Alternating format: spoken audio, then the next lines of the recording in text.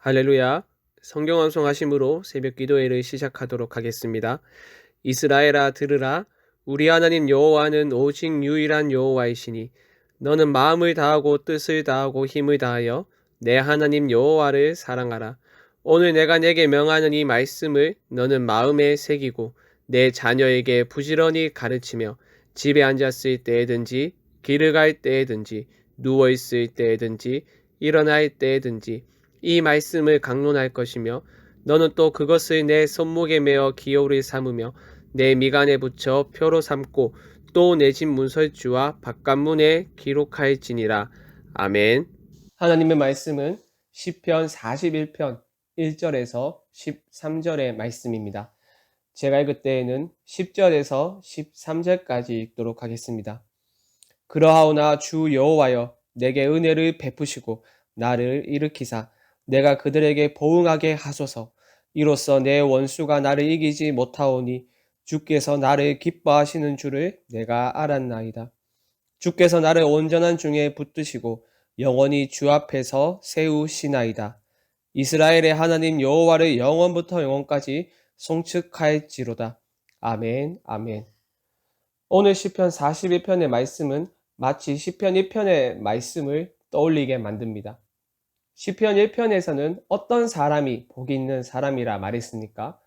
악인들의 꾀를 따르지 아니하며 죄인들의 길에 서지 아니하며 오만한 자들의 자리에 앉지 아니하고 여호와의 율법을 즐거워하며 그 율법을 주야로 묵상하는 사람이 바로 복이 있는 사람입니다. 오늘 41편에서도 이와 비슷하게 복이 있는 사람에 대해서 말하는데 바로 가난한 자를 보살피는 자가 복 있는 사람이라고 시인은 말합니다. 1절의 말씀을 보시죠. 가난한 자를 보살피는 자에게 복이 있으며, 여기서 가난한 자는 약한 자로도 번역할 수 있는데, 즉 경제적으로 궁핍한 자뿐 아니라 무력한 자들을 포함하는 단어입니다. 가난한 자는 주관적으로 내가 가난하다고 생각하는 사람이 아닙니다. 다른 사람과 비교했을 때 내가 무력하고 재산이 부족하기 때문에 가난하다고 느끼는 사람이 아니라 누가 봐도 가난한 사람, 객관적으로 가난한 사람을 의미합니다. 그런 가난한 사람을 보살피는 자는 복이 있다고 시인은 노래하는데, 그렇다면 왜 복 있는 사람일까요? 바로 하나님께서 그 호의에 대하여 보상하시기 때문입니다. 하나님이 어떻게 보상하시는지는 1절 하반절에서 3절 말씀을 보면 알 수 있습니다. 재앙의 날에 그를 건지시며 그를 지키어 살게 하시며 세상에서 복을 받게 하시며 원수로부터 보호하시며 병상에서 붙드시고 병을 고쳐 주십니다. 이러한 시인의 고백은 우리 주님의 가르침을 떠올리게 하는데요. 우리 주님은 산상수훈에서 이렇게 말씀하셨죠. 긍휼히 여기는 자는 복이 있나니 그들이 긍휼히 여김을 받을 것이며, 시인의 고백도 그렇고 우리 주님의 가르침도 그렇고 성경은 부한 사람에게 초점을 맞추지 않고 오히려 가난한 사람에게 초점을 맞추고 있습니다. 그리고 가난한 자를 향한 태도는 그들 위에 서서 그들을 짓밟으며 군림하는 것이 아닙니다. 오늘 우리 사회는 자신보다 약한 사람이 있다면 어떻게 하라고 가르칩니까? 군림하라고 가르칩니다. 수단과 방법을 가리지 않고 그들을 이용하라고 가르칩니다. 하지만 성경은 다릅니다. 그들 입장에서 그들보다 낮은 데서 이해하고 공감하라고 가르칩니다. 완전히 세상의 논리와는 반대의 가르침을 성경이 제시하고 있는 것이죠. 왜냐하면 하나님의 시선이 가난한 사람, 약한 사람, 특별히 소외된 사람들에게 머무르기 때문입니다. 사랑하는 여러분, 하나님의 시선이 머무는 곳에, 하나님의 마음이 향하는 곳에 우리의 시선이 머물고 우리의 마음이 향하였으면 좋겠습니다. 세상의 논리를 따라 높아지려 하지 않고 예수님을 본받아 낮은 곳으로 향하며 어려운 사람들을 이해하고 공감하며 그들의 필요를 채워주는 우리 성관교회의 공동체가 되었으면 좋겠습니다. 이어지는 4절 말씀부터 시인은 하나님께 도움을 요청합니다. 4절을 보시죠. 내가 말하기를 여호와여 내게 은혜를 베푸소서. 내가 주께 범죄하였사오니 나를 고치소서 하였나이다. 여기서 시인이 하나님께 도움을 요청하는 근거가 바로 앞에서 보았었던 1절부터 3절의 말씀입니다. 즉 시인은 앞서 말했었던 가난한 자를 보살폈던 자가 바로 자신이라고 지금 말하고 있습니다. 시인이 요청하는 도움을 보시면 앞에서 언급한 하나님의 보상과 일치하는 것을 알 수 있습니다. 4절에서 시인은 병고침에 대해서, 그리고 5절에서 9절 말씀에서는 원수로부터의 보호를 하나님께 요청하고 있죠. 4절을 다시 보시면 시인은 자기 질병의 원인이 범죄 때문이라고 고백합니다. 우리는 질병과 죄 사이의 인과관계를 생각할 때 결코 기계적으로 생각해서는 안 되겠죠. 어떤 한 사람이 질병에 걸렸다고 해서 그 원인이 그 사람의 죄에 있다고 생각해서는 안 됩니다.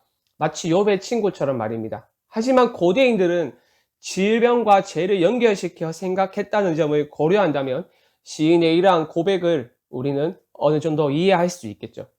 또한 이어지는 말씀에서 시인은 원수로부터의 보호를 강구하는데, 시인은 원수가 나에게 악이 있다라고 악담한 것을 인용하며 그 억울함을 호소합니다. 5절을 보시죠. 나의 원수가 내게 대하여 악담하기를 그가 어느 때에나 죽고 그의 이름이 언제나 없어질까 하며, 그가 어느 때에나 죽고 그의 이름이 언제나 없어질까 라는 말에서 원수의 강한 적대감이 느껴집니다. 여기에 사용된 이름은 명성과 평판을 가리키는데, 그만큼 시인의 명성이 죽음과 함께 끝나길 바랄 만큼 적대적인 원수가 시인 곁에 있음을 알 수 있습니다. 게다가 더욱더 비참한 것은 자신이 신뢰하고 완벽한 관계라고 자부하였던 친구들과 그와 함께 음식을 먹었던 자들이 바로 시인을 배반하였다는 점이죠. 9절을 보시죠. 내가 신뢰하여 내 떡을 나눠 먹던 나의 가까운 친구도 나를 적대하여 그의 발꿈치를 들었나이다. 여기서 가까운 사람의 직역하면 나의 평화의 사람으로서 온전한 관계를 유지하고 있는 사람을 의미합니다. 생명을 나눌 정도의 우정을 약속하였던 가까운 사이였음에도 불구하고 그 관계가 깨어지고 이제 남은 것은 배신뿐인 그야말로 절망의 상황입니다. 하지만 시인은 절망 속에서 좌절하지 않습니다. 하나님께 은혜를 간청한 후 시인은 자신의 승리를 확신합니다. 왜냐하면 하나님께서 시인을 기뻐하시기 때문입니다. 11절을 다시 보시죠. 내 원수가 나를 이기지 못하오니 주께서 나를 기뻐하시는 줄을 내가 알았나이다. 비록 절망의 상황이지만 시인은 하나님이 기꺼이 자기를 받아들이셨음을 확신했습니다. 하나님께서 자신의 간구에 귀를 기울이시고 들으셨음을 시인은 확신했습니다. 사랑하는 여러분, 하나님은 변함없이 가난한 마음으로 주를 신뢰하는 자를 결코 외면하지 않으십니다. 왜냐하면 하나님은 강한 자의 편이 아니라 가난하고 연약한 자의 편이시기 때문입니다. 때로는 눈앞에 펼쳐지는 어려운 상황 때문에 낙심할 때도 있습니다. 악인의 형통과 의인의 고난 때문에 우리의 마음은 근심에 쌓이고 하나님의 공의를 의심할 때도 있습니다. 하지만 여러분, 그 절박한 상황이 우리의 승리를 결코 빼앗지 못합니다. 왜냐하면 하나님이 우리를 기뻐하시기 때문입니다.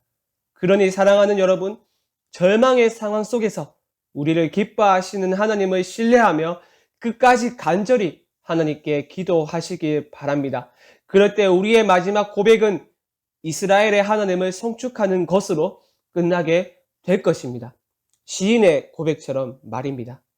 우리의 슬픔이 노래로, 우리의 한숨이 기도로, 우리의 탄식이 기쁨으로 바뀌는 것을 경험하는 여러분들이 되기를 바랍니다. 우리 함께 말씀 생각하며 합심으로 기도하겠습니다. 우리를 기뻐하시는 하나님을 신뢰하며 하나님께 부르짖음으로써 우리의 삶 속에서 승리를 누리며 살아가도록 우리를 붙들어 주시옵소서. 월요일은 다음 세대를 위하여 기도하는 날입니다. 다음 세대에게 특별한 은혜를 주셔서 하나님을 아는 지식 안에서 자라가며 이 세상이 아니라 하나님을 쫓아 살아가는 믿음의 세대로 세워 주시옵소서. 코로나로 치료받고 있는 환자들을 치료하여 주시고 자가격리 중인 가정을 지켜 보호하여 주시옵소서. 마지막으로 교회 리모델링이 하나님의 뜻 가운데 순적하게 마무리가 되도록 하나님께서 선한 길로 인도하여 주시옵소서. 주님의 이름을 한번 부르고 자유롭게 기도하도록 하겠습니다. 주여